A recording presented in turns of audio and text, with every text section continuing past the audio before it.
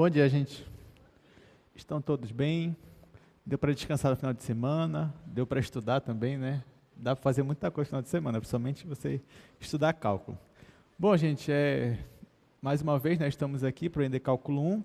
Na última aula nós aprendemos um pouco sobre limite de função composta, né? A gente falou sobre continuidade também, que é uma coisa muito importante, e calculamos vários limites, né? Então, na aula de hoje, a gente vai continuar calculando vários limites. Só que na aula de hoje vai ser bem interessante, porque a gente vai aprender alguns resultados muito importantes, que vão nos ajudar e muito a calcular certos limites. A gente vai ver alguns teoremas muito legais, que vocês vão gostar muito, tenho certeza.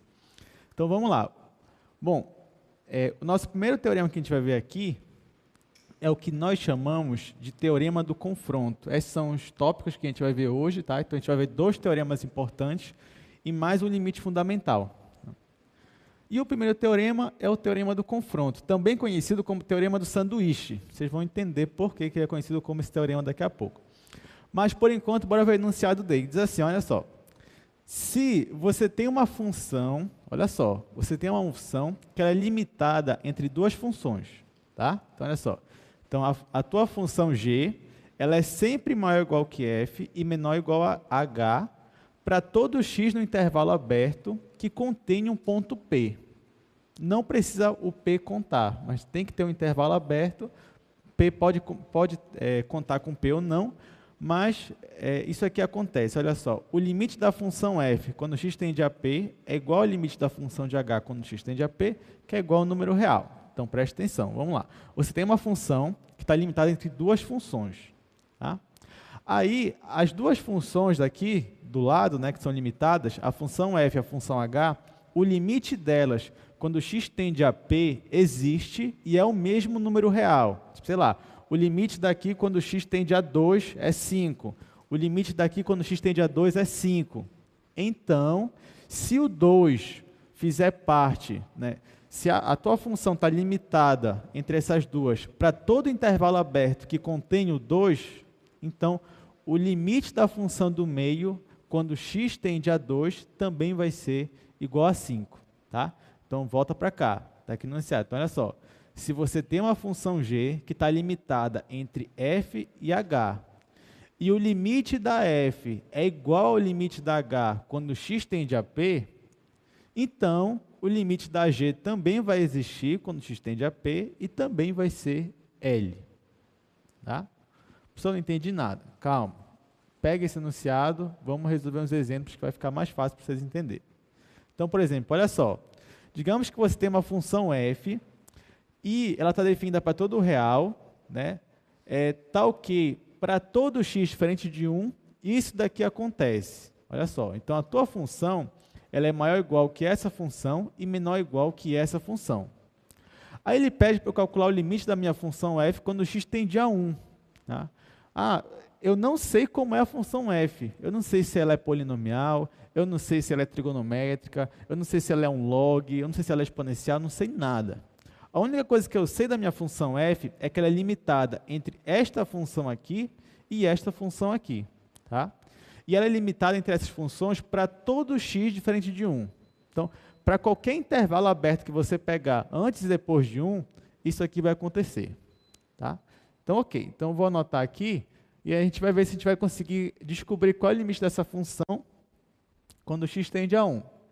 Então, isso aqui é uma informação que ele me deu. A minha função, olha só, ela é sempre menor ou igual que essa função e ela é sempre menor ou igual que essa função aqui, ó, x² menos 1, x menos 1. Tá? Então, isso daqui acontece para todo x diferente de 1. Tá? Então, para todo x diferente de 1, isso aqui acontece. Ok? Beleza. Aí, se eu calcular, olha só, aqui eu vou fazer por partes, tá? Então, a primeira coisa que eu vou fazer é calcular o limite dessa função aqui, que é menos x² mais 3x, quando x tende a 1. Tá? Essa aqui é bem fácil, né? Isso aqui é uma função polinomial, a função polinomial é uma função contínua, então, calcular isso daqui é a mesma coisa que pegar a sua função e substituir por 1. Né? Então, isso daqui vai ficar menos 1 ao quadrado mais 3. Tá? Então, onde tinha x, eu substituí por 1. Então, aqui vai ficar menos 1 ao quadrado. 1 ao quadrado é 1. Então, vai ficar menos 1 mais 3, que é 2. Tá? Ok. Então, eu calculei o limite só para essa função aqui, quando x tende a 1. O limite deu 2. Agora, o que eu vou fazer? Eu vou calcular o limite para essa função aqui, quando x tende a 1. Então, vamos lá. Então, agora é só calcular o limite de x ao quadrado menos 1 dividido por x menos 1 quando x tende a 1. Aí, o que, mais uma vez, né? Se você substituir por 1 aqui direto, vai dar 0 sobre 0. Tá? Então, vai dar uma determinação. Por quê? Essa função aqui, ela é contínua, sim ou não? Eu posso afirmar que essa função aqui é contínua? Sim ou não? Posso. Professor, mas em 1 dá problema. Tudo bem. Só que o 1 não faz parte do domínio da tua função. Tá? Então, para qualquer outro ponto fora de 1, né, ou seja, qualquer ponto do domínio dela, ela é uma função contínua. Só que eu estou analisando um ponto fora do domínio dela, que é para x tendendo a 1. Dá para eu fazer isso? Dá. Usando aquele teorema, né? Eu tenho que transformar essa função numa outra função, né, que seja parecida com ela, menos em x igual a 1. Que função é essa? O que eu vou fazer? Isso aqui eu vou igualar. Tá? X ao quadrado menos 1 é a mesma coisa que x ao quadrado menos 1 ao quadrado. Então, você lembra de a ao quadrado menos b ao quadrado. É isso que eu vou usar. A ao quadrado menos b ao quadrado é igual a mais b, ou seja, x mais 1, vezes a menos b. Então, x menos 1. Tá? O meu a é x, o meu b é 1. Dividido por x menos 1, quando x tende a 1. Ok? Aí, olha só. Aqui eu tenho isso daqui, x mais 1, multiplicado com x menos 1. Aqui embaixo, eu tenho x menos 1. Então, eu posso cortar esse com esse? Posso, né? Porque o x ele tende a 1, ele não é igual a 1. Então, eu posso cortar esse com esse. Então, eu transformei essa função na função x mais 1. Né? Então, essa função aqui é igual a essa para todo x diferente de 1. Agora que a minha função ficou x mais 1, agora ficou fácil de eu calcular o limite, né? Porque agora é só eu substituir onde tem x pelo número 1. Então, isso daqui vai ser igual, aqui é x, então vai ficar 1 mais 1, que é igual a 2. Ok? Então, eu calculei o limite dessa função aqui, quando x tende a 1, ela deu 2. Depois, eu calculei o limite dessa outra função aqui, ó, quando x tende a 1, e ela também deu 2. Então, a minha função f está limitada entre essa e essa. Para todo intervalo aberto, né? Para todo intervalo aberto que tenha o 1. Só que, claro, em 1 isso aqui não acontece porque 1 não faz parte do domínio. Tá? Mas se você pegar, por exemplo, o intervalo de menos 2 até 2, por exemplo, o 1 está bem aqui, né? O 1 não faz parte do domínio dessa, tudo bem. Mas esse intervalo aqui aberto que contém o 1, isso aqui acontece. Na verdade, isso aqui acontece para todo o real, com exceção do 1. Né? Então, por que eu estou falando isso para vocês? Porque está dentro das hipóteses do meu teorema, que é o teorema do confronto. Então, vamos voltar para o slide rapidinho, só para a gente ler o que diz o teorema. Então, olha só. Deixa eu voltar ao slide, né? Esse aqui não está no teorema. Então, vamos lá. Deixa eu voltar aqui. Está aí. Ó, o que diz o teorema? Se você tem uma função g limitada entre duas funções, f e h, é o que eu tenho aqui, bora voltar aqui para o quadro. F está limitado entre essa e essa? Tá, né? Que é justamente o que o meu problema diz. Ok, então uma hipótese foi satisfeita. Aí bora voltar para o slide. O que mais diz? Aí para todo x em um intervalo aberto contenha P, o P pode ser uma exceção, possivelmente ou não. Então, isso acontece para todo o real, com exceção de 1. Então, também não tem problema, está dentro da minha hipótese. Além disso, olha só, o limite da função f quando x tende a p tem que ser igual ao limite da função h quando x tende a p, que tem que ser igual ao número real. E bora voltar para cá. O limite dessa quando x tende a 1 é igual ao limite dessa quando x tende a 1? Também, né? Porque as duas deu 2. Então, o limite existe e deu 2. Aí volta agora para o teorema. Vamos voltar para o slide. Então, olha só, todo teorema tem o se e o então. Então, tenho mais hipóteses. Se elas são satisfeitas, então eu posso concluir o seguinte. Então, o limite da minha função que está no meio, quando x tende para o mesmo valor, também vai ser igual a L. Aí, agora, bora voltar para cá. Então, olha só, o que o teorema diz? Se essa função é limitada entre duas funções, e se o limite dessa e dessa existe e é o mesmo valor, então, pelo teorema do confronto, o limite dessa função aqui, quando x tende a 1, também existe e ele é igual a quanto? A 2. Tá? Então, esse aqui é o teorema do confronto. Então, como é que você vai escrever isso na sua prova, né? Porque você tem que escrever de uma forma bonita, não é só jogar assim, pá, não, acabou. Não. Porque você só chegou nesse resultado porque você usou um teorema, certo? Então, você tem que deixar bem explícito que você usou um teorema. Então, agora você pode escrever assim, ó. Portanto, logo, tanto faz, portanto, pelo teorema, né? Você tem que deixar explícito qual teorema você está usando. Então, pelo teorema do confronto ou do sanduíche, você pode escrever na prova sem problema. Então, pelo teorema do confronto, temos que... Tá? Então, qual é a minha conclusão? A minha conclusão é que o limite da minha função f, quando x tende a 1, é igual a quanto? É igual a 2 também, né? Muito bem. Então, pronto. Então, o que você vai fazer numa questão dessa? Você vai ver se a sua função está limitada entre duas funções. Tá? Aí, o que você faz? Você calcula o limite para cada função no extremo e vê se vai dar igual. Se der igual, então você pode concluir pelo teorema do confronto que o limite da função do meio, quando x tende a 1, também é igual a 2. Ok? Ah, professor, mas será que isso aqui vale para x tendendo a 2? Não sei. Eu teria que calcular o limite dessa função aqui para x tendendo a 2 e o limite dessa aqui para x tendendo a 2. Se o limite desse igual, aí tudo bem, ia valer. Mas se não desse, aí eu não poderia afirmar nada sobre o limite dessa função quando x tende a 2. Deu para entender? Então, você só pode afirmar para um ponto se para esse ponto os limites derem iguais nos extremos. Se não der igual, então você não pode usar o teorema do confronto. Aí, será que vai dar para achar o limite? Não sei, depende da função. Tá? Mas toda vez que der igual e você tiver a limitação, você pode usar o teorema do confronto e achar o limite da função do meio. Então, é assim que a gente vai fazer, usando o teorema do confronto. Né? Bom, então é óbvio que as próximas questões a gente vai usar o teorema do confronto. Né? Então, agora ficou fácil, né? Mas assim, professor, e na prova? Porque na prova não vai estar explícito lá. Use o teorema do confronto para resolver o limite. Não vai. Vai ser assim, resolva o limite. Aí você vai olhar, e agora? O que eu faço? Será que eu uso o confronto? Será que eu não uso? Como é que vocês vão saber? Pela prática, né? Vocês vão ver que vocês praticando, vocês vão ter já a noção de quando usar o teorema do confronto. Então, vamos lá. Olha só esse outro exemplo. Diz assim, mostre que limite de x ao quadrado vezes seno de 1 sobre x, quando x tende a 0, é igual a 0. Tá? Então, ele já me deu até a resposta, ele podia nem me dar, ele podia só falar assim, calcule o limite dessa função aí, x quadrado vezes seno de 1 sobre x, quando x tende a 0. Tá, então vamos lá. Vou escrever aqui.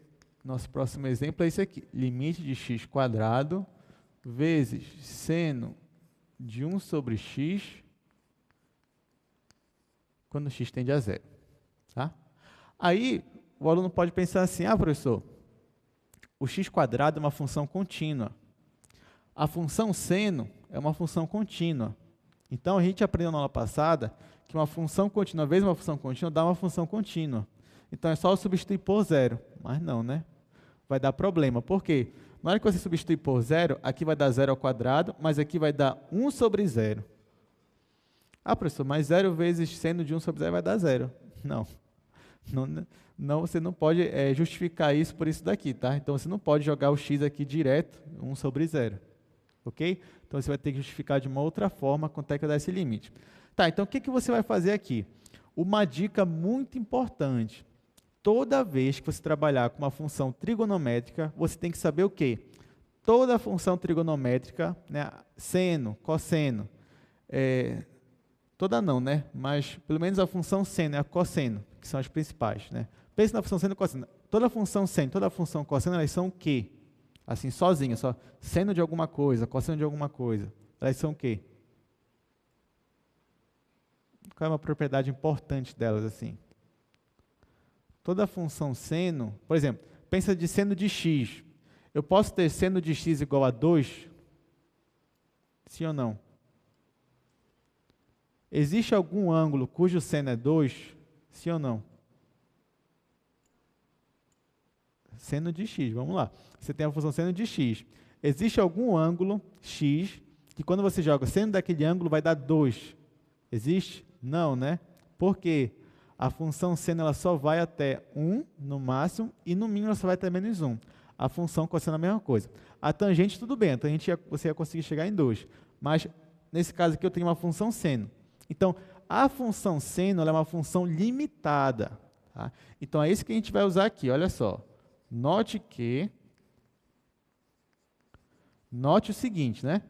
Note que a função seno de 1 sobre x, ela sempre vai estar entre menos 1 e 1. Tá? Então, a função seno, do jeito que ela está aqui, ela vai estar entre menos 1 e 1. Ela não vai passar de 1 e ela também não vai ser menor que menos 1. Ok? Beleza. Então, eu já tenho essa limitação, que vem da função seno mesmo. Toda função seno tem essa limitação aqui. Agora, o que eu vou fazer? Eu vou multiplicar todos os lados da minha equação por x ao quadrado. Se eu multiplico por x ao quadrado, todo mundo aqui, eu vou alterar minha desigualdade? Sim ou não? X ao quadrado, ele pode ser negativo? X ao quadrado? Não, né? Então, o que eu estou fazendo? Estou multiplicando todo mundo aqui por um número não negativo. Então, eu vou alterar minha desigualdade? Sim ou não? Não. Então, se eu multiplicar por x quadrado, eu vou ficar assim, ó, menos x quadrado é menor ou igual que x quadrado vezes o seno de 1 sobre x, que é menor ou igual que x ao quadrado. Então, eu peguei essa função, multipliquei com esse, deu menos x quadrado. Multipliquei com o do meio, deu isso daqui. E multipliquei com o daqui, deu isso daqui. Por que eu fiz isso? Porque a minha função, que era essa daqui, ó, eu descobri que ela é limitada entre essa função e essa função. Opa! Agora que eu descobri uma limitação para ela, talvez, né, eu possa aplicar o teorema do confronto. Então, eu já sei que ela é limitada. Qual é o meu segundo passo agora? Calcular o limite para essa função aqui e para essa função aqui. Aí, nessa hora, eu torço para que dê igual, né? Para que possa usar logo o teorema do confronto. Então, vamos lá. Então, agora que eu sei dessa limitação, eu vou calcular aqui primeiro o limite de menos x quadrado quando x tende a zero. Isso aqui é fácil, né? Isso aqui é uma função polinomial, ela é contínua, só substituir por zero aqui. Vai dar quanto? Vai dar o zero. Ok. Agora, eu vou pegar a outra função, que é x quadrado, né? Sem esse menos aqui, e vou calcular o limite quando x tende a zero. Isso aqui também vai dar zero. Opa! Então, vamos ver o que a gente tem aqui, né? Eu tenho uma função que ela é limitada entre esta função e esta função. Além disso, essa função e essa função, quando eu calculo o limite para x tendendo a zero, dá o quê? 0 e 0. Então, o que eu posso concluir? Pelo teorema do confronto, né? Então, logo, pelo teorema do confronto, qual é a minha conclusão? Que o limite da função que está aqui no meio, né? O limite da função que está aqui no meio, que é x quadrado seno de 1 sobre x, quando x tende a zero, também vai ser quanto? Também vai ser zero. Tá? Então, pelo teorema do confronto, eu descobri qual é o limite dessa função aqui. Né? Eu usei o teorema do confronto e descobri que o limite aqui também vai ser igual a zero. Deu para entender? Ah, professor, eu já sabia que ia dar zero, porque só multiplicar aqui. Não, mas aquela justificativa não estava valendo, tá? Você não pode, só porque aqui era zero, vezes seno de 1 sobre zero dá zero. Não, Isso não existe, tá? Nenhuma divisão por zero existe. Então, você tinha que justificar dessa forma aqui, usando o teorema do confronto. Deu para entender?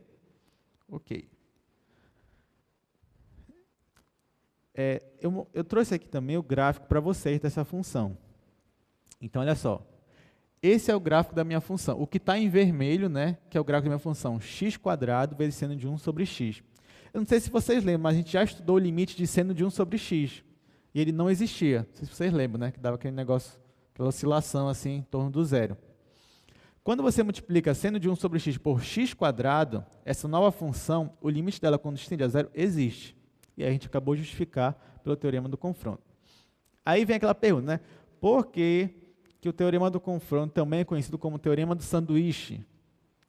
Porque, olha só, se você está dizendo que essa função que está em vermelho, ela tá limitada entre duas funções, certo? Entre x² e menos x². Então, esse pontilhado aqui em cima, ó, na verdade, é o gráfico da minha função x². E esse pontilhado aqui embaixo é o gráfico da minha função menos x². Então, perceba que a minha função seno, ó, ela sempre está limitada entre essa função de cima, que é a x², e a função de baixo, que é menos x². Então, fica como se fosse um sanduíche, né? Então, aqui como se fosse o pão, aqui embaixo outro pão, e aqui a carne, ou queijo, tanto faz. Então, por isso que o nome teorema é sanduíche. Não foi eu que inventei isso, tá? Então, realmente, já era conhecido com esse nome justamente por causa que você olha o gráfico, você lembra aí um sanduíche. Deu para entender? Então, agora já sabe, né? Olhando o gráfico é fácil. Lembrou o sanduíche, lembrou o teorema do confronto. Ok, então vamos lá. Vamos resolver mais exemplo. Então, suponha que você tem uma função f, ela é uma função real, e para todo x, isso daqui acontece. Módulo de f de x é menor ou igual a x². Aí, na letra A, calcule, se existir, óbvio, né? O limite da função f quando tende a zero. Na letra B, f é contínuo em zero? Por quê? Vamos lá, que essa daqui é interessante.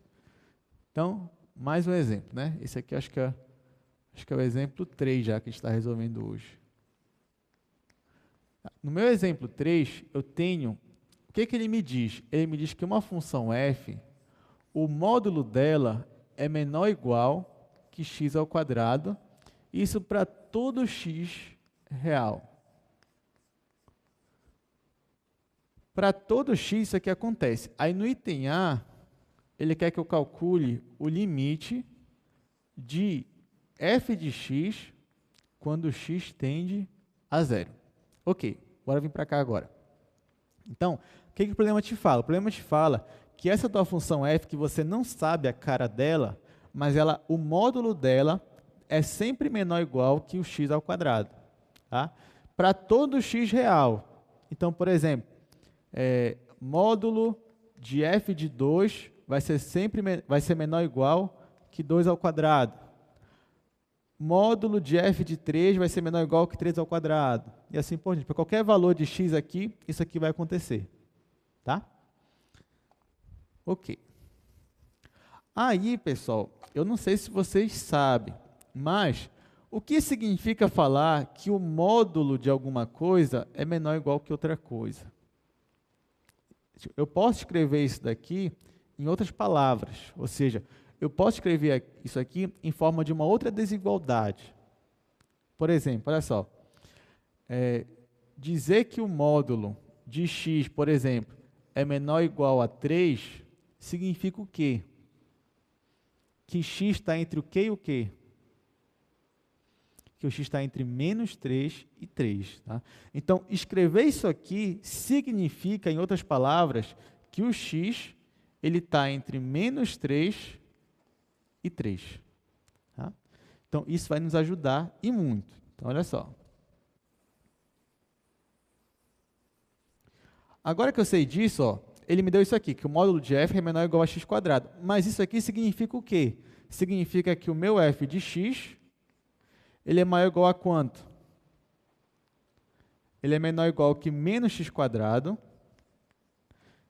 Ele é maior ou igual que menos x² e menor ou igual que mais x². Que é justamente isso daqui que eu estou falando. Né? Aí, opa, agora que eu escrevi assim, ficou mais fácil, né?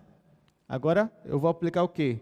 O teorema do confronto. Mas antes, eu vou calcular o limite para essa função aqui, quando x tende a zero, que é o que ele está me pedindo, e depois para essa função aqui. E vou ver se vai dar igual. Então, vamos lá. Então, aqui é fácil, né? Então, eu vou calcular o limite de menos x ao quadrado quando x tende a zero. Aí, isso aqui é bem fácil, você pode substituir por zero aqui direto. Aí, menos zero ao quadrado vai dar zero. Sem nenhum mistério, né? Aí tá, isso para essa função aqui. Agora eu vou calcular para essa função aqui. Então, eu vou fazer aqui limite x tendendo a zero de x ao quadrado. Aí aqui é a mesma coisa, né? Substituir por zero, vai dar zero. Opa! Então, essa minha função f, ela está limitada entre essa e essa, para todo x real. Eu calculei o limite dessa, deu zero. Calculei o limite dessa, deu zero. Então, pelo teorema do confronto, o limite da função do meio, quando x também tender a zero, vai dar zero também.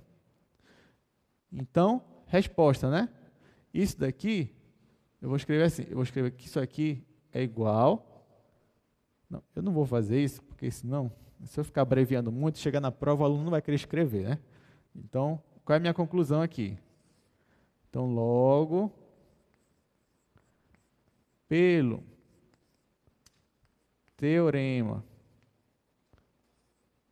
deixa eu apagar aqui, pelo teorema do confronto, não esqueça, você tem que escrever, porque você está usando o resultado de um teorema. Então, logo, pelo teorema do confronto, o que está acontecendo? O limite de f de x, quando x tender a zero, vai ser igual a zero. Tá? Então, está aqui. Essa é a resposta. Deu para entender? A gente fez quase a mesma coisa daquela, né? A única diferença é que aqui a gente usou isso daqui, que o módulo de f menor ou igual a x quadrado é a mesma coisa que f de x ser maior ou igual que menos x quadrado, menor ou igual a x quadrado. Aí daqui eu apliquei o teorema do confronto. Tá, só que não tem só essa pergunta, né? Tem uma outra pergunta que é mais interessante ainda. Letra B é: f é contínuo em zero? Sim ou não? Por quê? Tá? Essa que é a pergunta. Quem acha que sim? Aqui, levante a mão. 1, 2, eu estou vendo só umas 5 mãos aqui. Não, tem aqui 6. Tá, tem 7, né? Tá, quem acha que não é contínuo, levante a mão. Tá.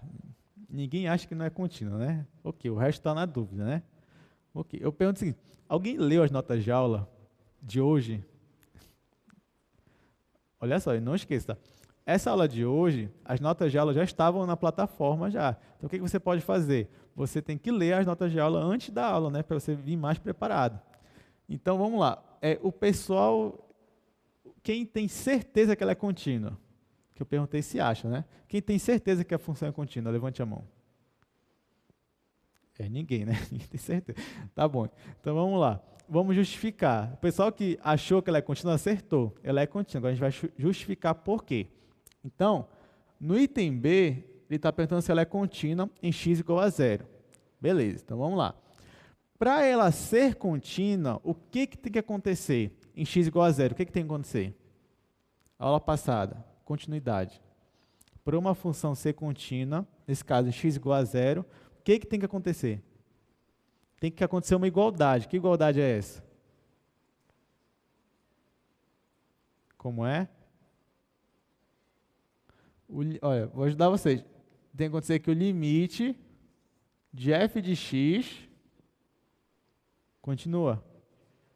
Quando x tender a zero, tem que ser igual a f de zero. Muito bem. Então, isso daqui é o que eu quero provar. Ainda não provei. Tá? Então, ele perguntou, ela é contínua? Se eu digo que sim, então eu tenho que mostrar que isso aqui acontece. Tá? Ou seja, o limite de f de x, quando x tende a zero, é igual a f de zero. Porque essa aqui é a condição para eu chamar a função de contínua naquele ponto. Então, agora eu vou mostrar que isso é igual a isso. Tá? Então, como é que eu vou fazer? Deixa eu apagar aqui. Isso aqui é o que eu quero, é onde eu quero chegar, tá, gente? Tá, eu já sei de uma coisa, né? Eu já sei, pela letra A, que o limite de f de x, quando x tende a zero, é igual a zero. Tá? Isso eu já sei, que eu calculei no item A. Além disso, o que o problema me diz? O problema me falou que o módulo de f de x é menor ou igual que x² para todo x real. Tá? Isso aqui acontece para todo x real. O zero é um número real? Sim ou não? Zero é um número real? É, né? Então, isso aqui, em particular, acontece para zero também. Então, vou escrever assim. Então, em particular, né? Porque eu não estou interessado em todo real, eu quero só para o zero. Mas se isso aqui acontece para todo real, então, em particular, acontece para o zero, né? Então, em particular, f de zero, módulo de f de zero, é menor ou igual que o quê? Que zero ao quadrado. Só que zero ao quadrado é zero. Ora, mas isso aqui é um módulo, né? Módulo é sempre maior ou igual a quanto? A zero. Ora, se eu estou falando que isso daqui, né, é maior ou igual a zero e menor ou igual a zero, o que eu estou falando então? Eu estou falando que o módulo disso daqui é igual a zero. Se o módulo de alguma coisa é igual a zero, então aqui dentro só pode estar quem? O meu zero. Então, olha só, o f de zero é igual a zero. Tá? Então, pronto. O limite da minha função quando tende a zero era zero. E eu acabei de provar que o f de zero também é zero. Portanto, ela é contínua. Tá? Então, vou escrever assim, ó. Vou colocar esses 3 pontinhos aqui, que é o portanto, né? Então, portanto, o limite de f de x, quando x tende a zero, é igual ao f de zero. Então, qual é a minha resposta? Ele perguntou se a função é contínua, né? Em x igual a zero. Então, a minha resposta é sim.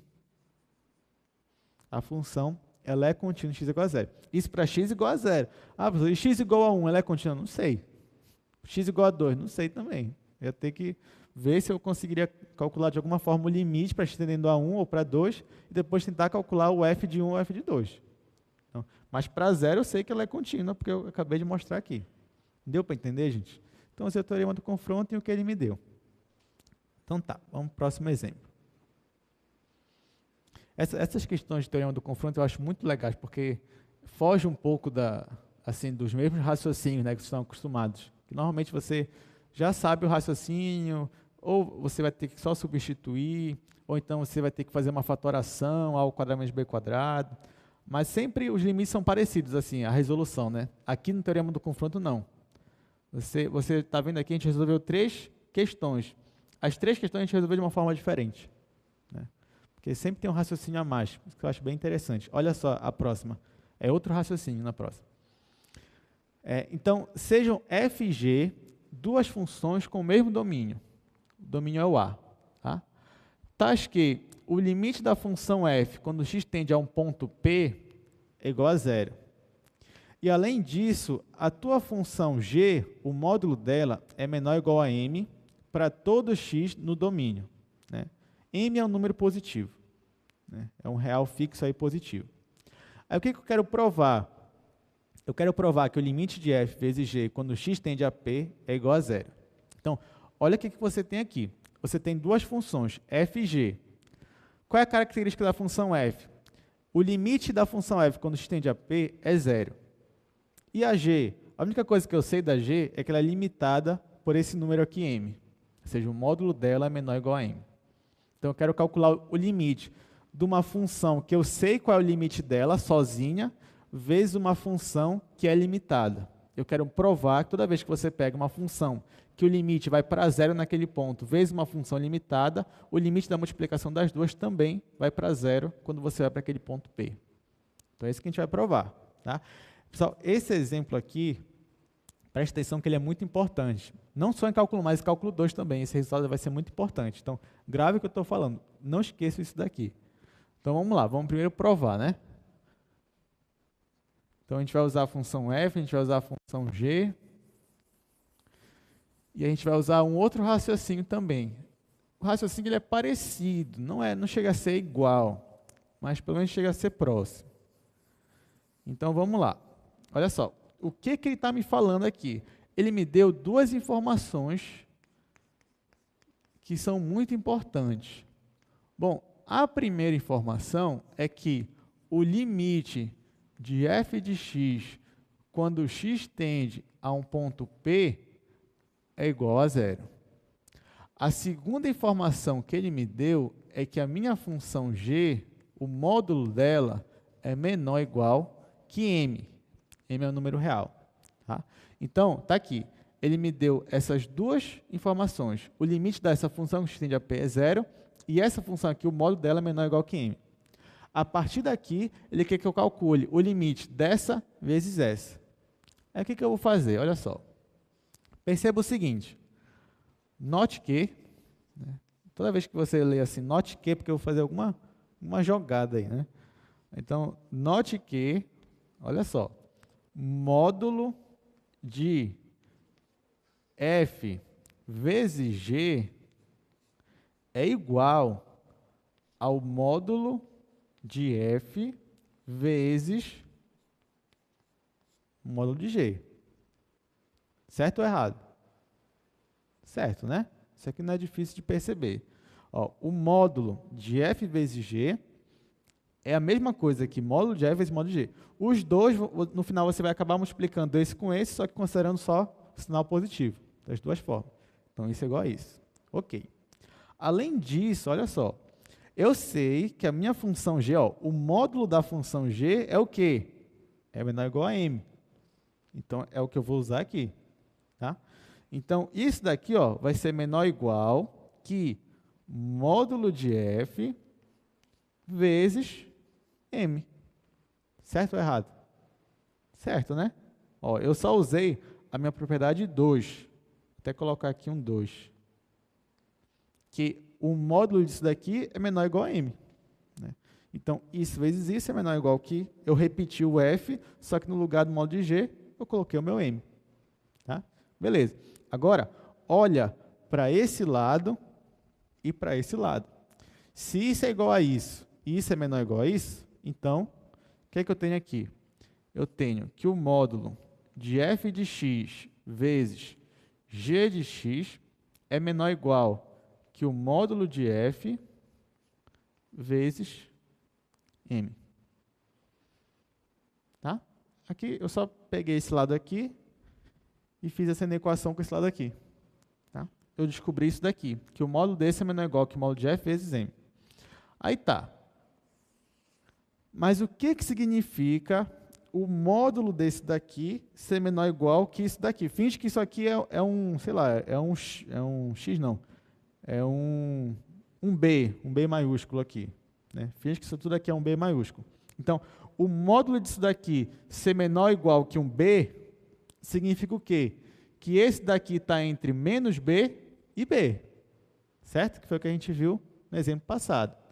Então, dizer isso daqui ó, é a mesma coisa que dizer que f vezes g é maior ou igual que menos quem?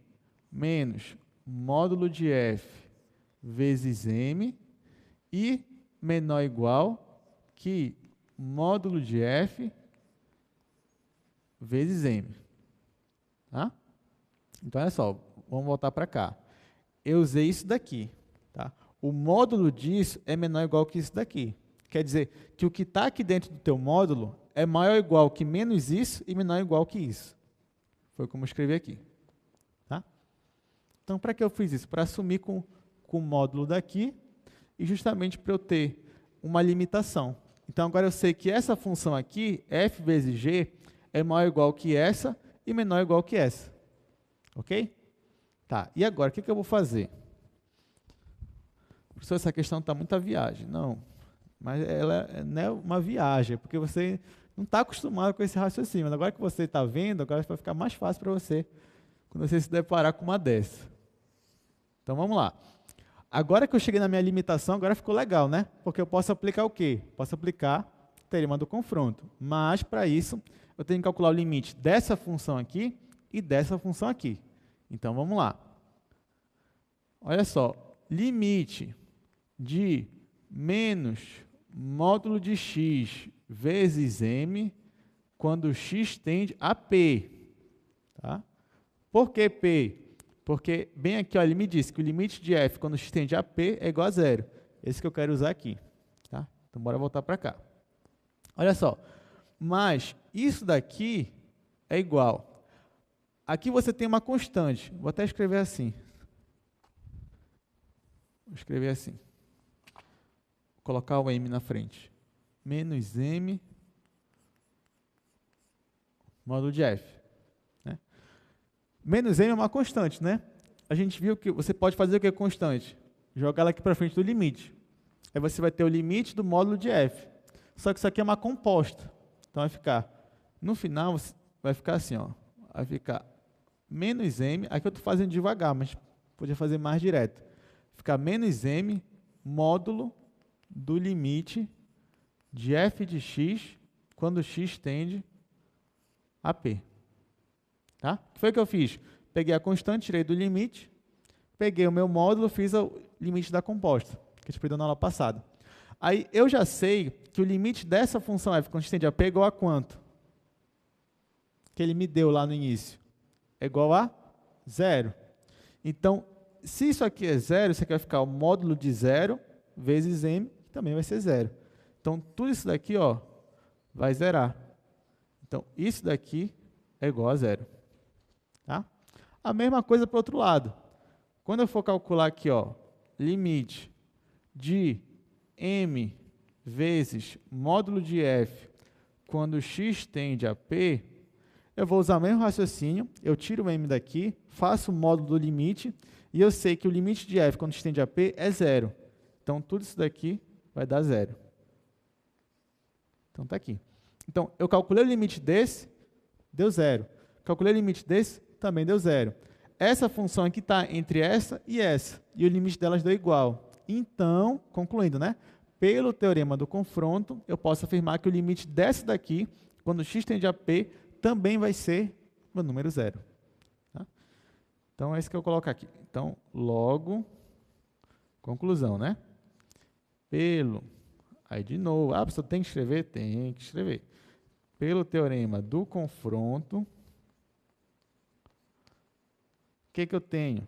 Eu tenho que o limite da minha função que está no meio, que é f vezes g, quando x tende a p, é igual a zero.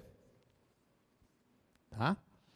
Então, olha só, eu acabei de provar que toda vez que você tem um limite de duas funções aqui multiplicadas, uma delas é limitado, né, que é a minha g, e a outra delas, sozinha, o limite dela vai para zero, então, o produto, quando o limite também tende a p, também vai dar zero.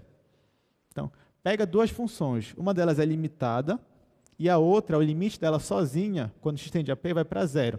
Então, quando você multiplicar as duas, o limite também vai ser igual a zero. Foi isso que eu acabei de mostrar. Tá? Então, ok. Então, agora você vai poder usar isso. Né? Toda vez que você perceber que você tem um produto de duas funções, uma é limitada e a outra limite vai para zero, então você pode dizer, então, o produto das duas também vai ser igual a zero. É isso que a gente vai usar. Então, vamos lá. Olha só. Outro exemplo. Calcule o limite de x vezes seno de π sobre x. Então, vamos fazer isso daí.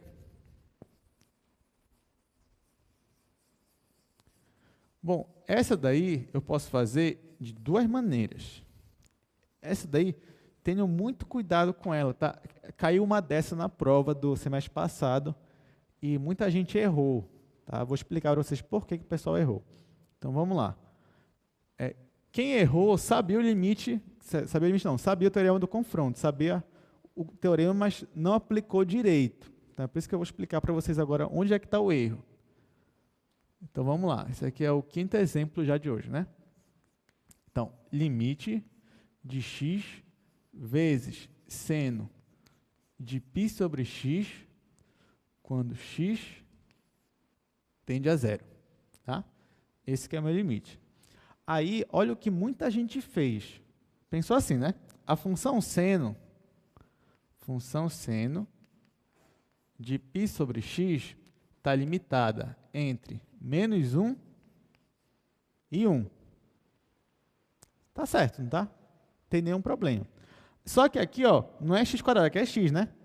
Aí o que muita gente fez na prova? Multiplicou por x, todo mundo aqui. Tá?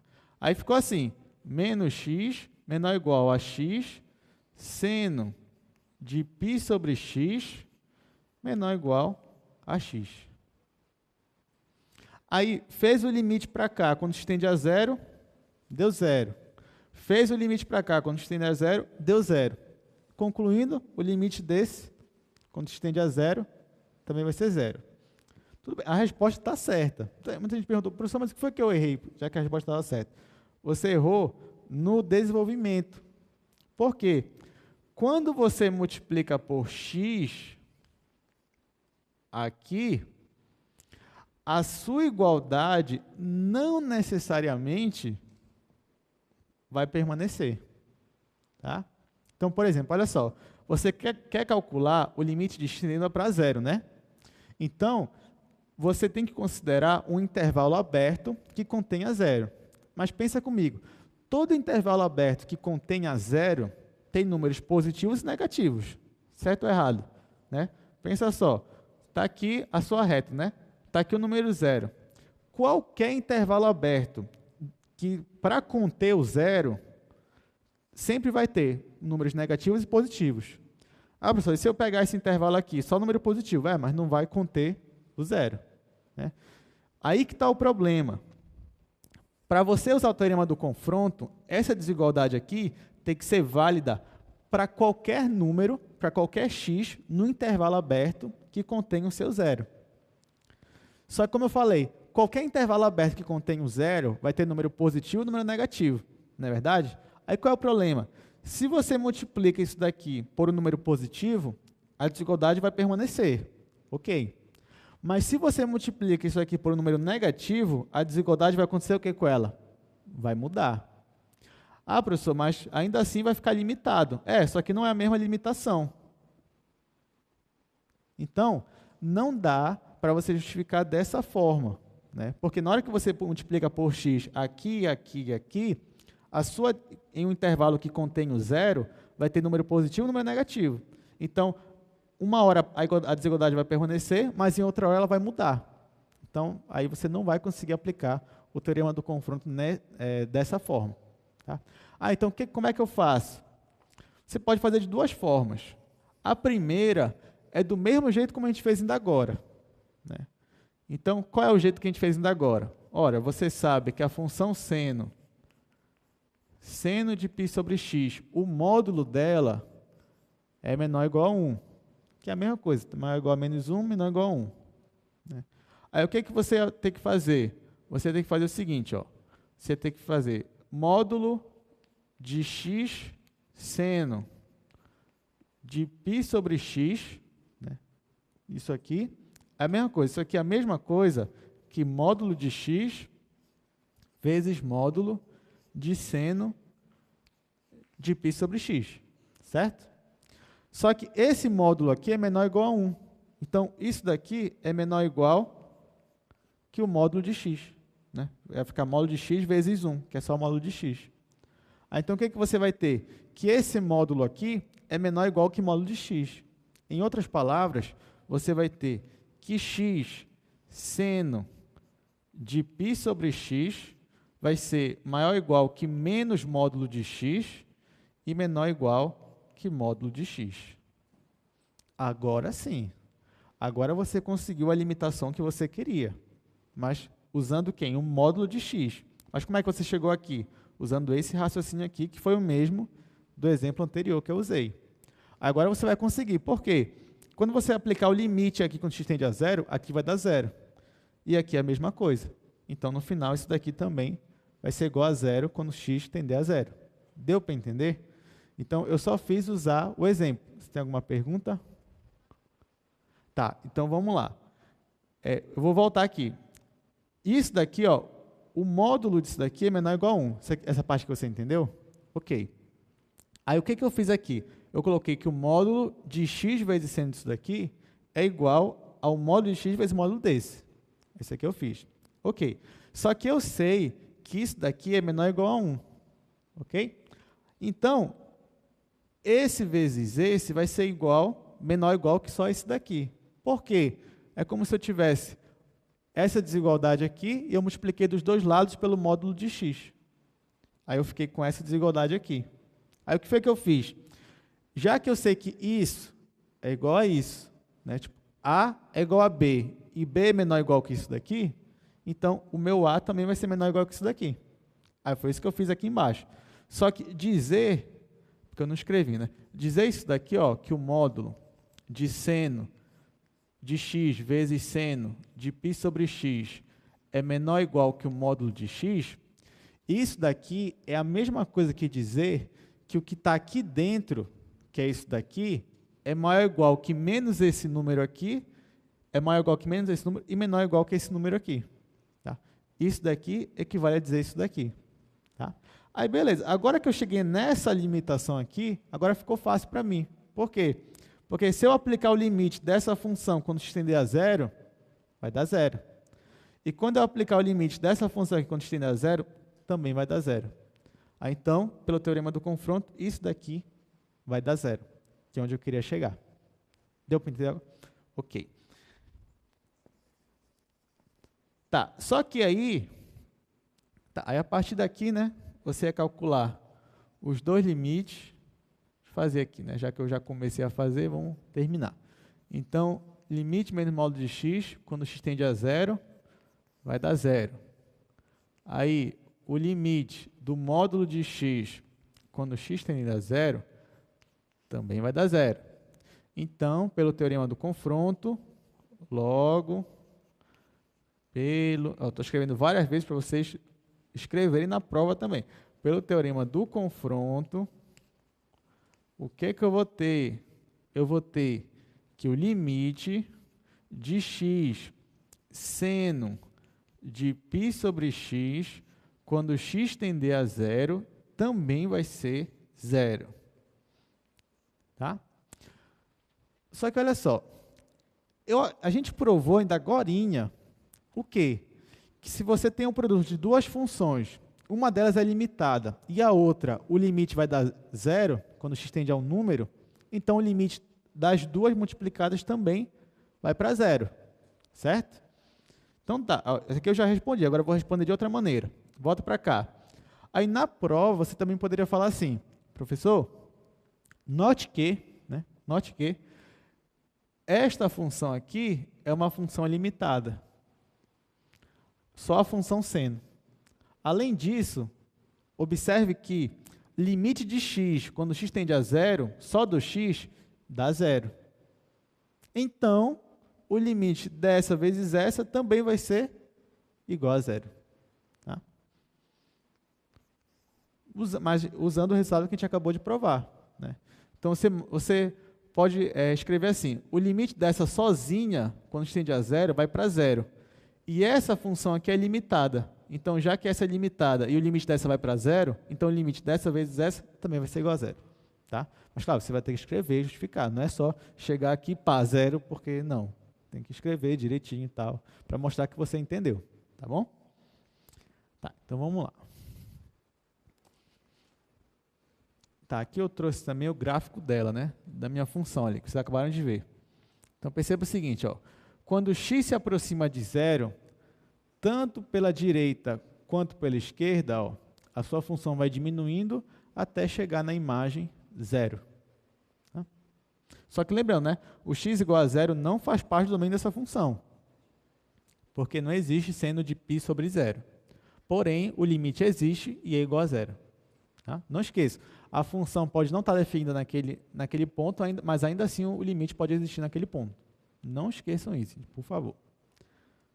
Então tá, estava muito legal esse assunto, eu sei que vocês estavam gostando muito dos exercícios, mas temos que continuar o nosso assunto, né? Mas o outro também é muito legal. Então, olha só, a gente vai mostrar aqui que o limite trigonométrico, esse daqui, ó, limite de seno de x sobre x, quando x tende a zero, é igual a 1. Esse limite aqui é conhecido como limite trigonométrico fundamental. Por que ele é fundamental? Porque a partir dele você consegue resolver vários outros limites que você não conseguiria, ou então que você teria muito mais dificuldade se você não soubesse desse daqui. Então, eu vou mostrar que o limite de seno de x sobre x, quando x tende a zero, é igual a 1. Perceba que, olhando rápido assim, não é fácil, é muito difícil você provar isso daqui. Tá? Por quê? Perceba que se você jogar direto, ia ficar seno de 0 sobre 0. Seno de 0 é 0. Ia ficar 0 sobre 0. Ia ficar uma determinação. Né? Aí você ia ter que tirar a determinação. Agora, como tirar essa determinação? Então, não é tão fácil assim. Né? Então, por isso que a gente vai demonstrar por que o limite de seno de x sobre x, quando x tende a 0, é igual a 1. Então, vamos lá. Cadê? Faltou o desenho. Então, vou fazer o desenho para vocês, que eu não coloquei no slide. Então, vamos fazer o desenho. Eu já usei aqui. Até me perdi onde foi a última vez que eu usei. Acho que eu estou aqui agora. Tá, vamos lá. Pessoal, a demonstração que eu vou fazer aqui para vocês, ela não é muito rigorosa. Tá? Porque ela não tem toda a formalidade de uma demonstração. Porém, é de fácil entendimento. Lógico que eu não vou cobrar a demonstração de vocês na prova. Então, é importante que vocês entendam, né? Pelo menos essa demonstração mais simples, não tão formal. Então, vamos lá.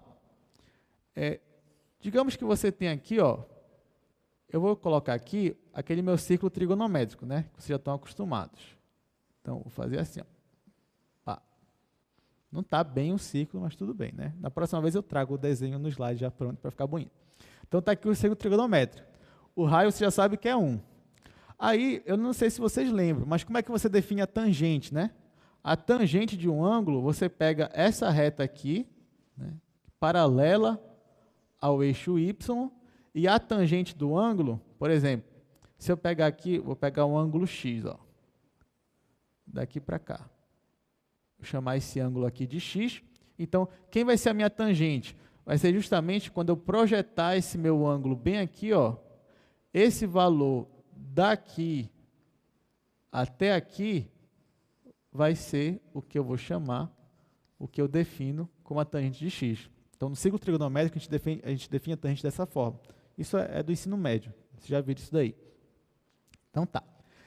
Isso daqui é o círculo trigonométrico. Né? A gente já viu nas aulas passadas que, por exemplo, se eu peguei um ângulo x aqui, se eu pegar esse ângulo e projetar aqui no eixo x, daqui para cá, eu vou ter quem? Que medida é essa daqui? É o cosseno de x, né? Tudo bem. E se eu projetar isso aqui, vai dar quem? Vai dar o seno. Mas eu vou escrever o seno bem aqui, né? Que vai ser justamente a altura. Não está muito pequeno. Vou escrever aqui, seno de x, tá? Não se confundam, tá? Cosseno é isso daqui, o seno é a altura desse triângulo menorzinho e a tangente é isso daqui, daqui para cá. Estão entendendo o desenho? Ok. Aí, olha só, eu tenho aqui 3 figuras geométricas diferentes. Né? Eu tenho esse triângulo aqui, ó, esse daqui, o menorzinho. Para ficar mais fácil, eu vou colocar aqui A, eu vou colocar aqui B e C. Tá? Aqui eu vou colocar B', aqui eu vou colocar C'. Tá? Então, eu marquei aqui os pontos. Aqui é o ponto A, aqui é o ponto B, aqui é o ponto C. Aqui é o ponto B', aqui é o ponto C'. Tá? Então, olha só, eu tenho esse triângulo aqui menor. Além desse triângulo menor, eu tenho esse setor circular aqui, ó, que é ACB'. Tá? Que é isso daqui que eu quero calcular. E, além disso, eu tenho AB', C'. Está dando para entender? Que é esse triângulo maior aqui. Se eu não me engano, peraí, eu acho que eu tenho esse desenho aqui, rapidinho. Dei só uns 5 minutinhos que eu vou procurar esse desenho. Que alguns estão me olhando com uma cara assim, professor, esse seu desenho não está legal. Mas eu tenho ele aqui, vou mostrar para vocês. Está aqui, achei. Tá aí, agora melhorou, né? Agora sim, agora dá para eu entender melhor. Então, está aqui. eu marquei aqui o meu ângulo x, né? Como eu falei, esse daqui é o seno, esse daqui é o cosseno, essa daqui é a minha tangente. Então, eu tenho 3 figuras geométricas diferentes. A primeira é esse triângulo aqui, ó, ABC. Estão enxergando? ABC. ABC. Além disso, eu tenho também a área desse setor circular aqui, ó, AB'(C). Então, isso aqui já não é mais o triângulo, isso aqui é o setor circular que eu estou considerando. E, por último, eu tenho AB'(C'), que é esse triângulo aqui maior. Ok? Ó, eu posso movimentar aqui o meu ponto.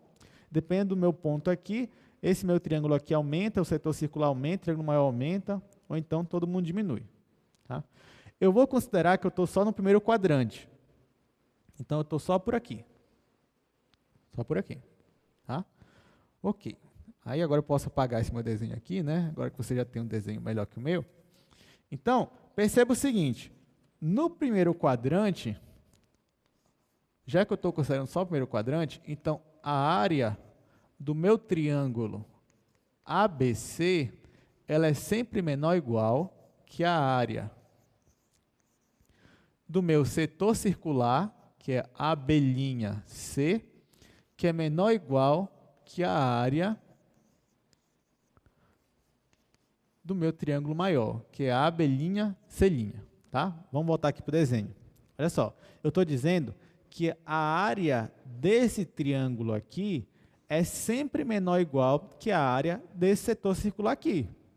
Lógico, né? Porque o setor circular vai considerar ainda esse pedacinho aqui, vai considerar todo o triângulo mais esse pedacinho aqui.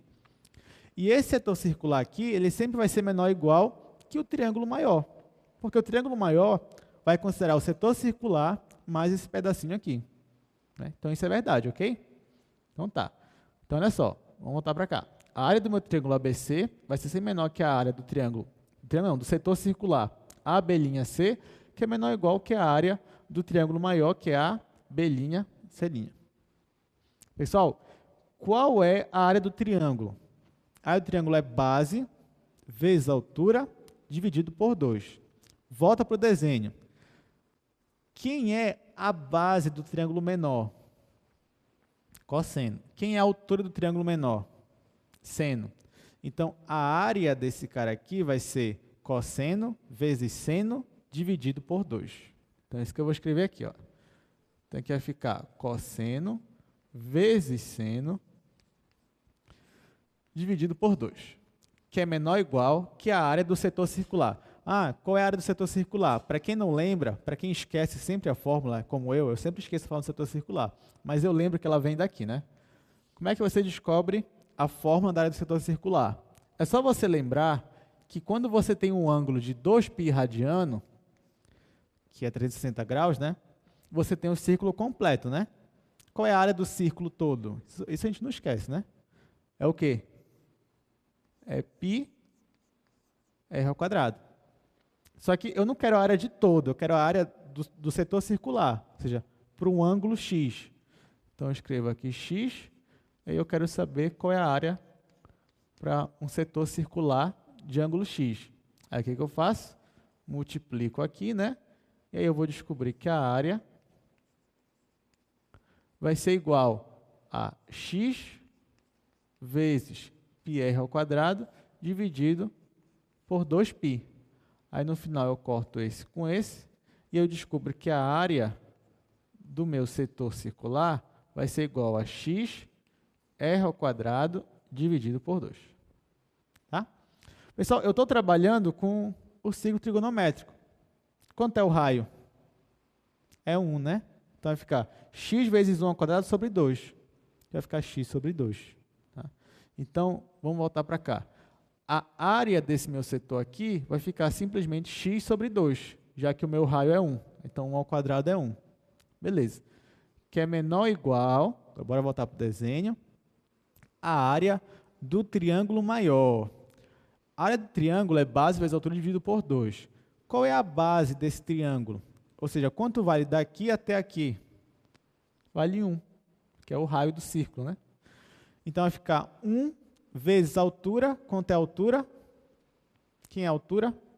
A tangente. Então, vai ficar 1 vezes tangente dividido por 2. Então, vai ficar assim, ó. Na verdade, vai ficar só tangente dividido por 2. Legal, né? Aí, eu tenho aqui todo mundo dividido por 2. Eu posso multiplicar todo mundo por 2, que eu não vou alterar minha desigualdade em nada, né? Então, eu já posso logo cortar aqui. Pá. Aí, eu vou ter seno vezes cosseno, menor ou igual que x, menor ou igual que a tangente de x. Aí, o que eu vou fazer agora? Eu vou dividir.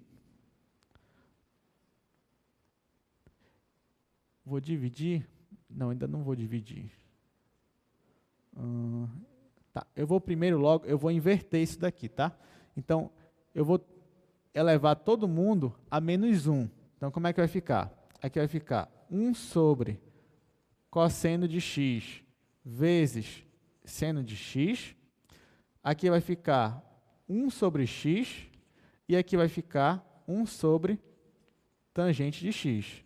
Só que, como eu elevei todo mundo a menos 1, né, a desigualdade muda ou permanece? Desigualdade muda ou permanece? Ela muda, né? A função 1 sobre x, ela é o quê? Quando x é maior que 0, né? Ela é decrescente. Então, a desigualdade ela muda. Então, se eu troquei aqui, ó, joguei o que estava em cima para baixo, em todos, então a minha desigualdade vai mudar. Então, eu vou ter aqui, ó, maior ou igual, maior ou igual. Tá? Ok, agora o que eu vou fazer? Eu vou multiplicar aqui, todo mundo, vou multiplicar pelo seno de x. Olha só, quando eu multiplicar pelo seno, eu não vou alterar minha desigualdade. Por quê? Porque eu estou considerando apenas o primeiro quadrante. Tá? Então, no primeiro quadrante, a minha função, qualquer seno que eu colocar aqui vai ser sempre o quê? Positivo. Então, eu vou estar multiplicando por um número positivo. Então, a minha desigualdade não vai alterar. Então, vai ficar assim, ó, vai ficar seno de x dividido pelo cosseno vezes o seno, que é maior ou igual que seno de x sobre x, que é maior ou igual que seno de x sobre tangente. Só que tangente é o quê? É seno sobre cosseno. Então, eu vou escrever aqui logo seno, e o cosseno vai ficar aqui em cima, né? Tá? Agora que está assim, olha só, eu posso cortar isso com esse, lógico, considerando que o seno não é 0, não é 0, e cortando esse com esse. Aí está ficando interessante, né? Vou apagar aqui o setor circular. Aí o que eu vou ter aqui agora na minha desigualdade? Eu tenho 1 sobre cosseno, que é maior ou igual que seno de x sobre x, que é maior ou igual que cosseno de x. Tá? Aí, beleza. Aí eu pergunto o seguinte para vocês. Lembra, eu estou considerando o primeiro quadrante. Né? Chegou aqui, eu quero calcular o limite para x tendendo a 0. Então, o que eu vou fazer? Vou calcular o limite para esse e vou calcular o limite para esse. Aí, olha só o que vai dar. Calcular o limite de 1 sobre cosseno de x quando x tende a 0. Olha, isso aqui é uma função contínua, então posso substituir logo por 0. Vai ficar 1 sobre cosseno de 0. Quanto é o cosseno de 0? É 1. Então, isso daqui vai ser igual a 1. Tá? Porque o cosseno de 0 é igual a 1. Ok. Agora, eu vou vou calcular o outro limite lá, que é só do cosseno. Aí, isso aqui é mais fácil ainda, né? Porque o limite do cosseno quando x tende a 0 é o cosseno de 0. Cosseno de 0, vocês já me falaram, é igual a 1. Tá? Só que antes de eu aplicar o limite, o teorema do confronto, eu já mostrei que o limite desse aqui é 1, já mostrei que o limite desse aqui é 1, e eu já disse que isso aqui tem uma limitação. Só que a pergunta é, para eu aplicar o teorema do confronto, eu tenho que mostrar que essa limitação vale para pelo menos um intervalo aberto que contém o 0. Aí, como eu falei para vocês, porque o meu limite aqui é para x tendendo a 0. Não é verdade? Só que qualquer intervalo aberto contendo 0 vai ter números positivos e números negativos. Né?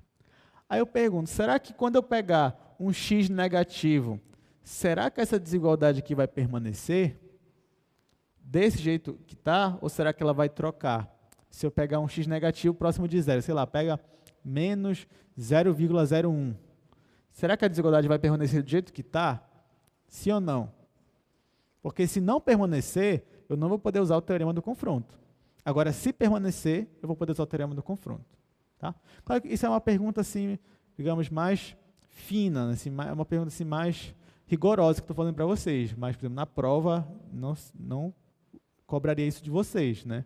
Porém, é importante que vocês entendam que toda vez que você aplicar um teorema, você tem que satisfazer todas as hipóteses. Então, o que eu estou estudando aqui é ver se todas as hipóteses estão sendo satisfeitas.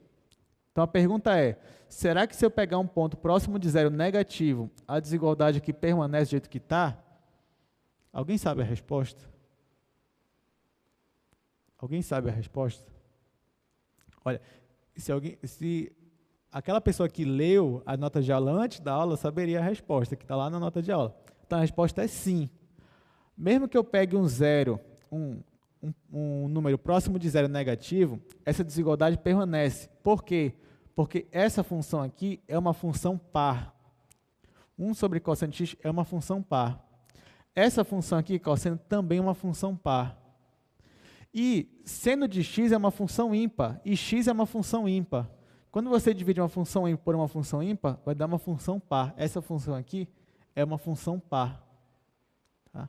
Então, essa função é par, essa função é par, essa função é par. Quer dizer que essa desigualdade também vale para 1 sobre cosseno de menos x, seno de menos x sobre menos x, maior ou igual que cosseno de menos x. Então, vale tanto para pontos próximos de zero negativos, quanto para pontos próximos de zero positivo. Deu para entender mais ou menos? Ok. Por que eu estou falando isso? É para justificar que eu posso usar o teorema do confronto aqui. Logo, então, esse limite é 1, o limite desse é 1, e essa limitação aqui acontece para um intervalo aberto contendo zero, então, pelo teorema do confronto, portanto, pelo teorema do confronto, qual é o meu resultado? Que o limite da função que está aqui no meio, que é seno de x sobre x, quando x tende a zero, também vai ser 1. Tá? Então, pronto. Isso tudo foi para demonstrar o meu limite fundamental, que o limite seno de x sobre x é igual a 1.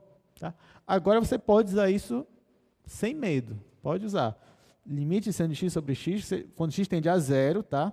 É importante que isso aqui tem que tender a zero, aí isso aqui vai dar 1. Okay? Então, pronto, agora que todo mundo já sabe, agora a gente pode usar isso aqui à vontade, então bora resolver exercício, né? Deixa eu voltar aqui para o slide.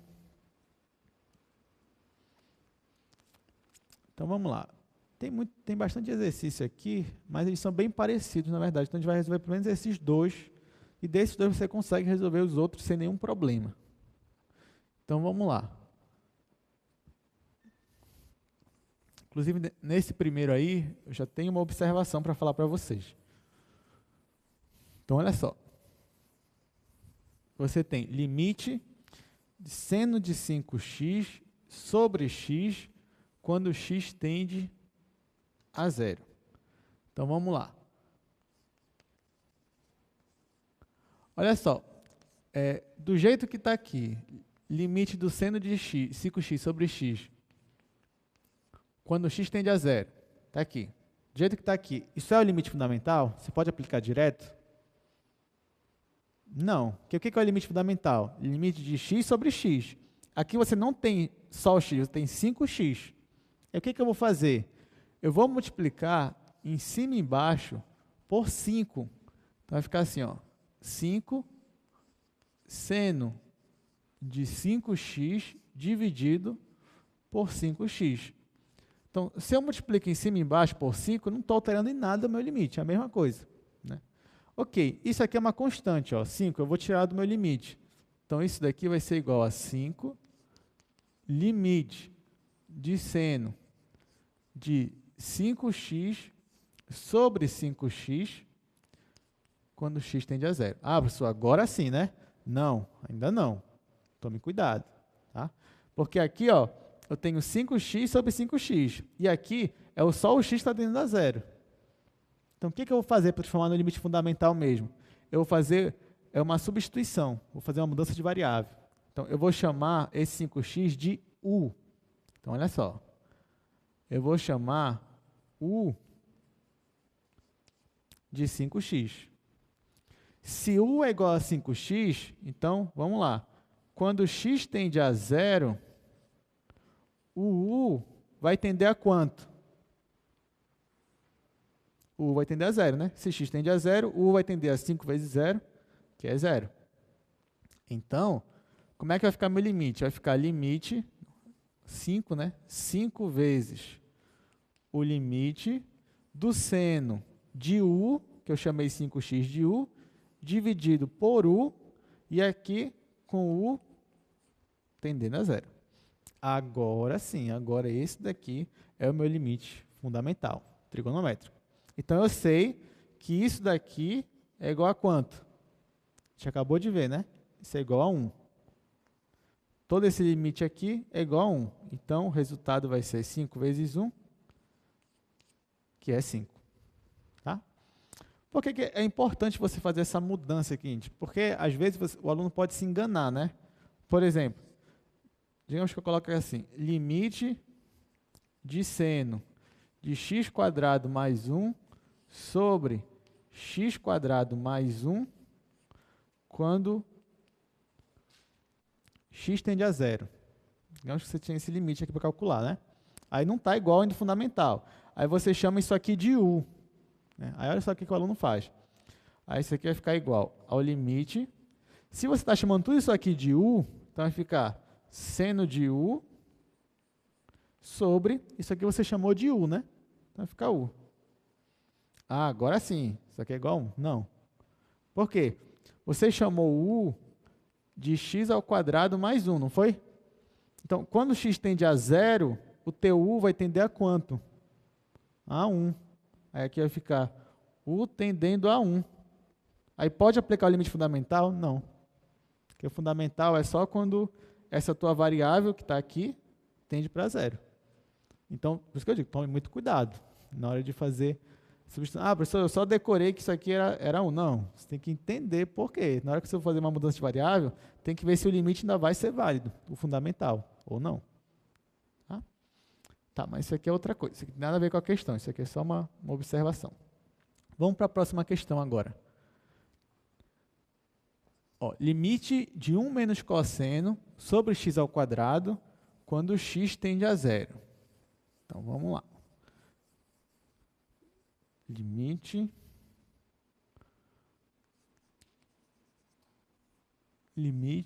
de 1 menos cosseno de x sobre x² quando x tende a 0. Tá. Nesse caso aqui, né, está bem longe do limite fundamental, né? Você não está vendo nem o seno aí. E agora, o que você pode fazer? Vamos explicar aqui, ó, em cima e embaixo, por 1 mais cosseno. Vou explicar aqui em cima e aqui embaixo. Acho que essa daqui, na verdade, é a mais difícil dessa daí. Em cima e embaixo, por 1 mais cosseno. Aí, quando você faz isso, como é que vai ficar o seu limite? Olha só, aqui você tem a menos b vezes a mais b.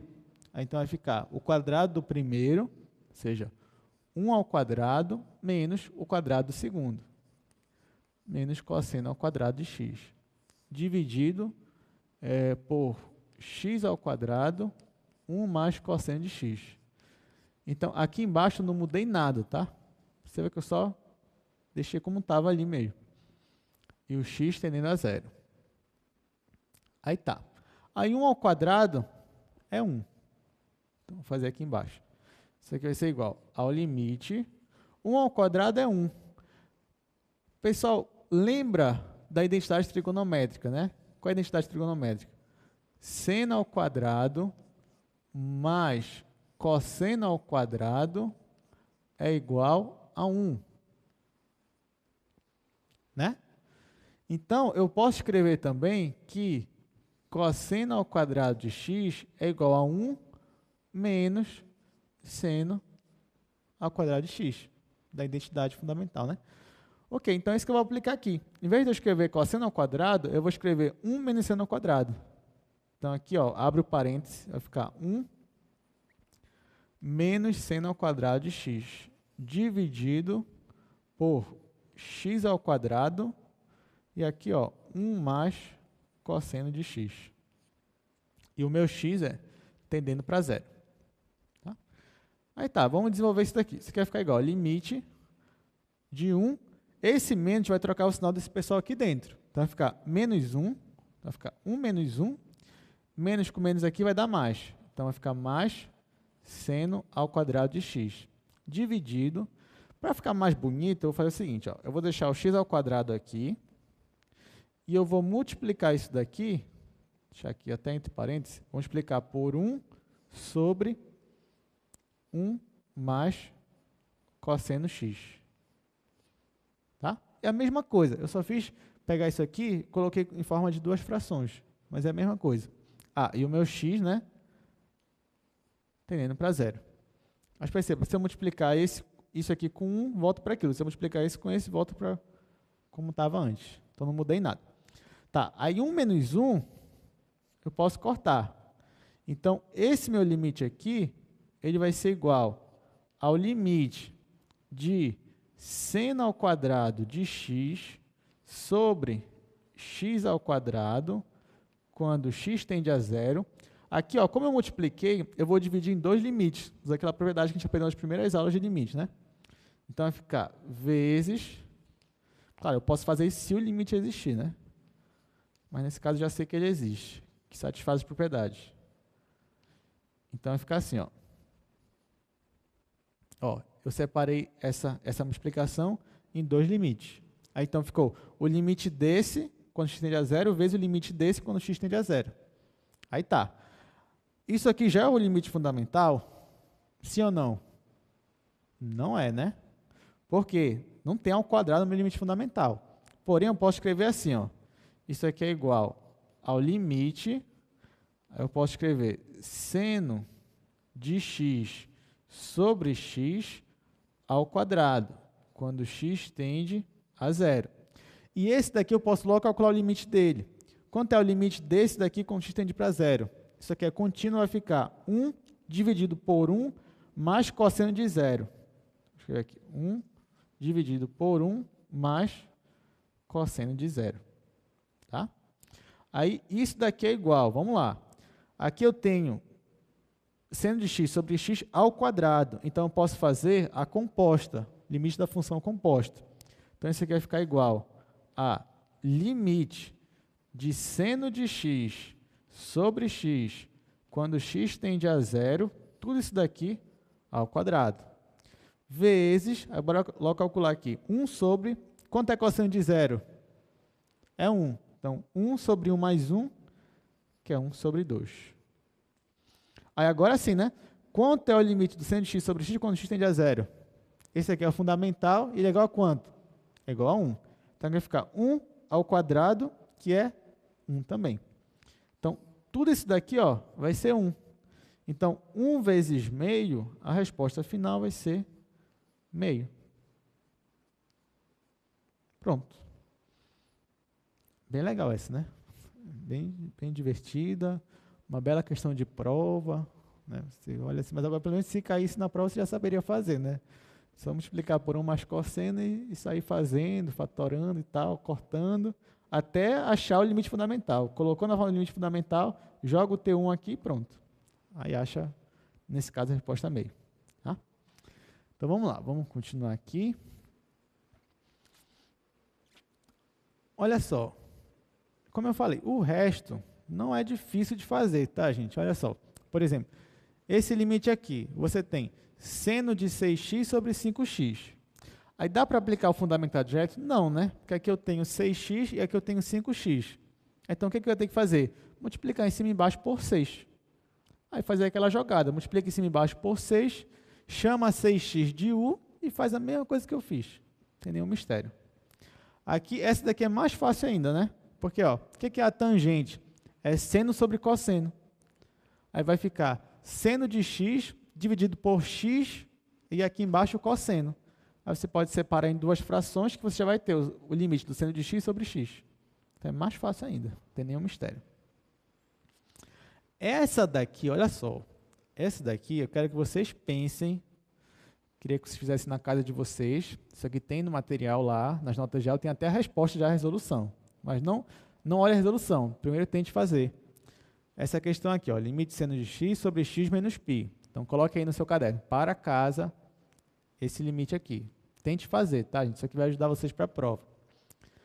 Eu não vou fazer agora, talvez eu faça na revisão, não sei. Mas mesmo que eu não faça, você tem a resolução na nota de aula. Então, tente fazer isso daqui. Tente fazer sozinho. Aí, se você não conseguir de jeito nenhum, procure os monitores. Se não conseguir de jeito nenhum, pode olhar a resposta lá e ver como é que é a resolução. Tá? Esse aqui é interessante. Tá, esse daqui também tem um mistério, tangente, só lembrar que é seno sobre cosseno e pronto. Ok, então vamos logo para o último assunto de hoje, que também é muito interessante, que é mais um teorema, né? É o famoso teorema do valor intermediário, também conhecido como TVI. O que ele diz? Olha só. Suponha que uma função f seja contínua em um intervalo fechado AB, e você tem um número n que está entre f de A e f de B, sendo que f de A é diferente de f de B. Então, existe um número C nesse intervalo AB, tal que f de C é igual a n. Professor, não entendi nada. Calma lá, vamos desenhar aqui. Quando a gente desenha, fica mais fácil, né? Então, vamos lá. Olha só o que eu vou colocar aqui, as hipóteses, né? Então, quais são as hipóteses? Primeiro, que a função tem que ser contínua no intervalo fechado que eu estou considerando AB. Não esqueça disso. A função tem que ser contínua no intervalo fechado AB. Então, vamos lá. Então, eu vou fazer aqui o intervalo fechado. Sei lá, aqui é o A, aqui é o B. Sei lá, em A, a minha função está aqui. Em B, a minha função está aqui. Então, se aqui é A, então aqui é o meu f de A. Se aqui é B, então aqui é a minha função f de B. Tá? Então, eu tenho uma função que está definida no intervalo fechado AB, e essa função ela é contínua nesse intervalo. Então, se ela é contínua, então, sei lá, pode ser uma função assim. Não sei, fiz aqui um negócio aleatório. Aí tá. Aí, para qualquer número nesse intervalo aqui, entre f de A e f de B, olha só, para qualquer número nesse intervalo aqui, por exemplo, pensa que aqui é 2 e pensa que aqui é 5. Então, para qualquer número real entre 2 e 5, sei lá, 3, 2,1, 4,9, 4,8, para qualquer número, você com certeza vai ter um número aqui no intervalo cuja imagem é ele. Com certeza. Quer ver? Por exemplo, pega esse número aqui, o número n. Será que tem alguém aqui no meu domínio cuja imagem vai certinho no n? A resposta é sim. Olha só, se eu traçar aqui uma reta horizontal, eu vou descobrir que esse ponto aqui, por exemplo, esse ponto aqui, C, é o meu ponto que leva no n. Ah, e se eu pegar esse número aqui, chamar ele de m, será que tem alguém aqui no meu domínio que a imagem é m? Também. Como é que você sabe? Pega aqui uma reta horizontal, aí cheguei bem aqui. Inclusive, é próximo aqui do meu C. Tá? Então, o teorema do valor intermediário diz o seguinte, para qualquer valor aqui na imagem, né, vou até apagar aqui esses números, para qualquer valor aqui na minha imagem, que esteja entre f de A e f de B, que são os valores extremos, para qualquer valor aqui, eu sempre vou ter alguém no domínio, tal que a imagem desse alguém é justamente esse número aqui que eu estou considerando. Mas para isso acontecer, obviamente, a minha função tem que ser contínua no meu intervalo fechado, tá? E o meu valor n tem que estar entre f de A e f de B. F de A e f de B tem que ser diferente. Tá? É isso que tem que acontecer. Então, a função ela tem que ser contínua, não esqueçam disso. Então, é isso que diz o teorema do valor intermediário, interpretando ele de forma geométrica. Né? Então, está aqui. Então, se você tem uma função contínua, está aqui o f de A, está aqui o f de B, qualquer valor aqui, n, entre f de A e f de B, você sempre vai ter um valor aqui no domínio, tal que a imagem dele vai dar certinho no seu n. Ah, professor, para que isso vai servir na minha vida? Muita coisa. Tá? A partir daí você pode descobrir algumas coisas interessantes, olha só. Por exemplo, mostre que existe uma raiz dessa equação aqui entre 1 e 2. Então, olha só, eu não estou interessado em saber qual é a raiz. Eu só quero mostrar que existe uma raiz entre 1 e 2 para essa minha equação aí. Tá? Então, vamos fazer aqui. Então, vamos lá. Vamos fazer aqui nesses últimos 10 minutinhos essas questões. Então, eu tenho isso aqui, né? 4x ao cubo menos 6x ao quadrado mais 3x menos 2 igual a zero. Tá? Eu quero mostrar que existe uma raiz entre 1 e 2. Então, o que eu vou fazer? Vamos chamar isso aqui de f. F de x. Eu quero mostrar que existe uma raiz entre o intervalo 1 e 2. Ou seja, eu estou trabalhando aqui com x no intervalo de 1 a 2. Ok? O que eu vou fazer? Eu vou calcular o f de 1, que é o meu valor extremo, né? Olha só, f de 1 é igual... Ah, tá. Antes disso, é muito importante observar o seguinte. Essa função aqui, ela é contínua? Sim ou não? Sim, porque ela é uma função, ó, polinomial. Então, primeira coisa, vou colocar aqui, primeira coisa, f é contínua, pois, eu vou justificar, né? Por que ela é contínua? Pois ela é polinomial. Ela é uma função polinomial. Tá? Segunda coisa, eu vou calcular o f de 1. Por quê? Porque 1 é o meu valor extremo. Quando eu calculo f de 1, desta função aqui, perceba o seguinte, isso aqui vai ficar 4 vezes 1, né? Já que 1 ao cubo é 1, menos 6 vezes 1, mais 3 vezes 1, menos 2. Aí isso aqui você vai ter 4 mais 3, 7, menos 8, isso aqui vai dar menos 1. Agora eu vou calcular para o outro valor extremo. Olha só. Eu vou calcular para f de 2. Vai ficar 4 vezes 2 ao cubo, menos 6 vezes 2 ao quadrado, mais 3 vezes 2, menos 2. Aí isso aqui vai dar 8 vezes 4, 32. Isso aqui vai dar 4 vezes 6, 24.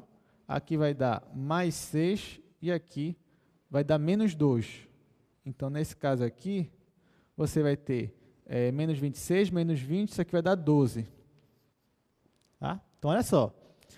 Essa minha função aqui ela é contínua porque ela é polinomial. Beleza. Além disso, eu calculei f no extremo dela, que foi 1, e deu um número o quê? Menos 1. Depois eu calculei no outro extremo, e deu o quê? Deu 12. Eu pergunto para vocês, o zero está entre f de 1 e f de 2? F de 1 é menos 1, f de 2 é 12. A minha pergunta é, o zero está entre f de 1 e f de 2? Sim, porque zero está entre menos 1 e 12. Certo? Então, olha só. Então, logo, como f de 1, né? F de 1 é menor que 0, porque f de 1 é menos 1, e 0 é menor que f de 2, porque f de 2 é 12, né? Não esquece. O f de 1 aqui é menos 1, o f de 2 é 12, e 0 está entre menos 1 e 12. Então, pelo teorema do valor intermediário, que eu posso escrever como TVI, pelo teorema do valor intermediário, existe, olha só, existe um número C que pertence ao intervalo 1 e 2, tal que f de C é igual a esse valor aqui, 0. Olha, mas o que significa dizer que f de C é igual a 0? Significa dizer que C é uma raiz da minha equação, certo? Ou seja, isso aqui implica que C é raiz. Eu não mostrei quem é C, eu só provei que existe uma raiz nesse intervalo de 1 a 2 que satisfaz aquela minha equação. Então, bem interessante, né? Então, não é assim, ache a raiz. Não, prove que existe uma raiz nesse intervalo. E aí você vai usar o teorema do valor intermediário. Para finalizar, vamos ver aqui uma consequência dele, né? Que seria, antes, né, tá aí o gráfico, ó. Essa função que eu estou trabalhando, que é a que a gente acabou de mostrar aí, 4x ao cubo, menos 6² mais 3x menos 2. E perceba que entre 1 e 2, ó, a função ela corta o eixo x. Ou seja, bem aqui, para x igual, sei lá, 1,2, não sei quanto é aqui, mais ou menos, isso aqui eu tenho uma raiz para a sua função, entre 1 e 2. Tá? E eu mostrei pelo teorema do valor intermediário. Então, olha só. A partir daí também você tem um outro teorema que é parecido, né, que é o teorema de Bolzano ou do anulamento. O que diz o teorema? Diz assim, se você tem uma função contínua e f de A e f de B assumirem sinais contrários, então existirá um C nesse intervalo AB, tal que f de C igual a zero. Tá? Não é o mesmo teorema, tá, gente? O teorema do valor intermediário é uma coisa, o teorema do anulamento ou do Bolzano é outra. Porém, você pode usar os dois teoremas para mostrar que existe uma raiz no intervalo. Então, o que diz isso aqui? Olha só. Se você tem uma função contínua e f de A e f de B assumirem sinais contrários, então você vai ter, né, uma raiz nesse intervalo. É o que aconteceu aqui. Eu poderia usar aqui o teorema do Bolzano. Olha só. Primeira coisa, f é contínua? É, porque ela é polinomial. Segunda coisa, f de 1 deu negativo. F de 2 deu positivo. Então, o que é esse teorema do Bolzano? Que se você tem uma função contínua no intervalo, nesse caso 1, 2, e quando você calcula os extremos, dá sinais opostos, aqui deu negativo, aqui deu positivo. Então, pelo teorema do Bolzano, como aqui deu sinais contrários, então existe alguém nesse intervalo aqui que é a raiz da minha equação. Tá? Então, eu poderia também justificar isso daqui usando o teorema de Bolzano ou do anulamento. Tá? Então, são teoremas diferentes, tomem cuidado, não é a mesma coisa. Porém, você pode usar os dois para justificar uma raiz no intervalo. Tá bom? Então, na prova, se vocês forem usar o teorema do valor intermediário, tem que dizer. Então, pelo teorema do valor intermediário, aí tem que satisfazer as hipóteses dele. Se vocês forem usar o teorema do anulamento, ou de Bolzano, né, você vai ter que satisfazer as hipóteses desse teorema e mostrar que existe a raiz. Aí, quais são as hipóteses desse? A tua função tem que ser contínua, e f de A e f de B tem que assumir sinais contrários. Um tem que dar positivo, outro tem que dar negativo. Então, existe aqui pelo menos uma raiz nesse intervalo AB. Tá? Perceba que o teorema do Bolzano ele é especificamente para mostrar que existe raiz numa equação. O teorema do valor intermediário não, ele é mais geral. Ele só quer dizer que existe um número entre f de A e f de B, tal que alguém lá no meu domínio vai chegar nele como imagem. Então, ele é um pouco mais geral, digamos assim. Ok. Então, esse exemplo aqui, ó, mostra que a equação x ao cubo menos 4x mais 8 igual a zero admite pelo menos uma solução real. Essa aqui é bem fácil, tá, gente? Porque, olha só, essa função ela é contínua? Sim ou não? É porque ela é polinomial. Se você calcular o f de 0, isso aqui vai dar 0, 0 e vai dar 8. Então, o f de 0 vai dar positivo, que deu 8. Aí, se eu jogar aqui f de menos 3, vai ficar aqui menos 27, mais 2 mais 2, vai dar menos 7. Então, olha só, o f de 0 deu positivo, que foi 8, e o f de menos 3 deu negativo, que foi menos 7. Então, pelo teorema de Bolzano, se a função é contínua e f de 0 e f de menos 3 têm sinais contrários, então existe pelo menos uma raiz no intervalo de menos 3 a 0. Claro que eu falei rápido aqui, mas você pode fazer isso na casa de vocês, né? Já usando as hipóteses do teorema do anulamento. Deu para entender? Ok, então é isso. A gente vai encerrando por aqui. Na quarta-feira a gente vai ver limite no infinito, limites infinitos e mais um limite fundamental. Tá? Então, obrigado pela presença e até quarta-feira.